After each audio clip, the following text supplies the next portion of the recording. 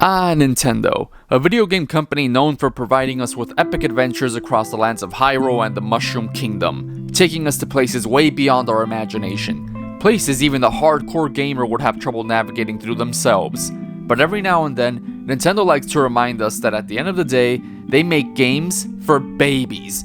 Alright, just kidding all you babies out there, I'm not trying to be offensive or anything, because today, I want to talk a little bit about Nintendo's little obsession with putting arts and crafts in their games. Up first on the chopping block, we got what many deem to be the easiest game of all time, Kirby's Epic Yarn. So I recently played 2 Kirby games with my girlfriend, Kirby and the Forgotten Land and Kirby's Epic Yarn. And not surprisingly, the Forgotten Land was a much more captivating and fun experience for us. And Epic Yarn was just a bit of a snooze fest, or better yet, I should say I just wasn't in the mood to play it, because as Nintendo made it abundantly clear with this game's art style, a game that looks and plays like Epic Yarn isn't supposed to make you sit up in your chair, eagerly awaiting whatever the game has to throw at you next. No, this is a game that you're meant to play simultaneously while you're knitting your grandchild a sweater. A game that you can play in order to relax after a long day of work, instead of hopping on Call of Duty to get called every slur in the book.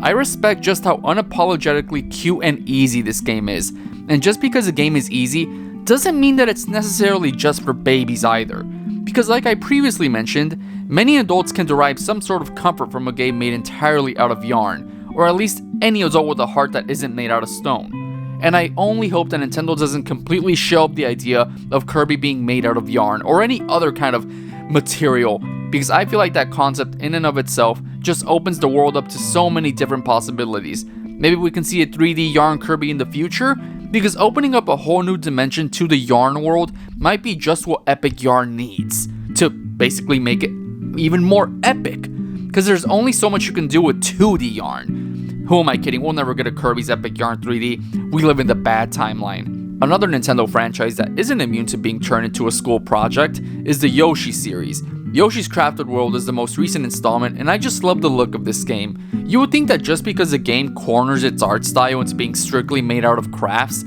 that it wouldn't be able to provide many different environments to roam around in. But nope, if Crafted World wants to take you to space, then damn it, it will take you to space. Just make sure to bring some glue for your spaceship. Yup, cardboard and paper mache are your best friends in this game. And on a different note, I especially love the bosses in this game. They're just so goofy looking. But hey, I'm not judging them. But if you're a real Yoshi fan, then you will know that Yoshi's Woolly World walked so that Crafted World could run. Woolly World reminds me more of Kirby's Epic Yarn. They were both released on the Wii, and as opposed to being a game centered around crafts in general, Woolly World, like Epic Yarn, focuses mostly on one base material, wool.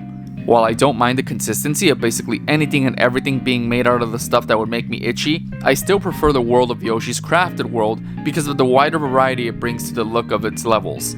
But I will say that Yoshi's Woolly World had something that will always be near and dear to my heart, and that thing is Woolly Yoshi.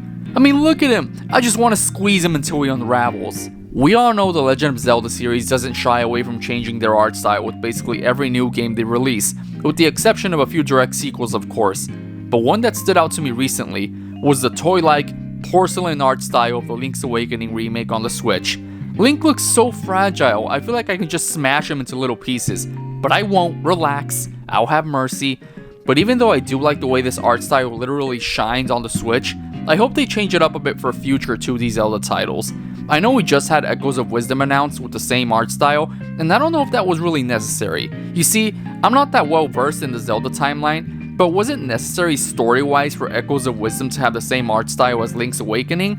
And feel free to answer that in the comments. This is not a rhetorical question. Maybe Nintendo just wanted to cash in on the familiarity of the Link's Awakening remake, so they kept the same style? Oh well, I'm still getting Echoes of Wisdom regardless. I can't say the toy style doesn't fit for a standalone Zelda game either. I just hope Nintendo uses their 2D Zelda titles as a way to experiment more with more unique choices style-wise. Maybe in the future. Okay, this wouldn't be a video about arts and crafts in Nintendo games unless I talked about the granddaddy of them all, the Paper Mario series. I mean, what can I say about this style? I guess I can rank my favorite ones throughout the series because they do vary in art styles ever so slightly. At the bottom of the list, I have to put Super Paper Mario. Mind you, I still think it's a great game, alright? but I'm not that big of a fan of all the geometry going on in this game. All the sharp-edged characters just don't really look all that pleasing to me, but the game is still great regardless. In second place, I had to put the Origami King's art style. Okay, this would probably be in first place if it wasn't for only a couple of the boss designs being literal office supplies. I respect Nintendo for taking a swing and making us fight a stapler, but I much rather prefer fighting those origami and paper mache looking bosses in the game. And obviously in first, I have to put in one of the best games of all time's art style, the 1000-Year Door. I didn't rank any other Paper Mario games because I'm only including the ones I played through, but I feel like the 1000-Year Door just has the most balanced art style of them all. It's not too cutesy, it's just right. It's just paper. And sometimes, I even forget that I'm even playing in the paper world because of how it all seems to blend in and just take a backseat to the story of the game, which just shows how the art style complements the game nicely. And, oh yeah, I almost forgot. I haven't played this game, but Princess Peach Showtime is also a fan of the arts because it's literally set as a stage play.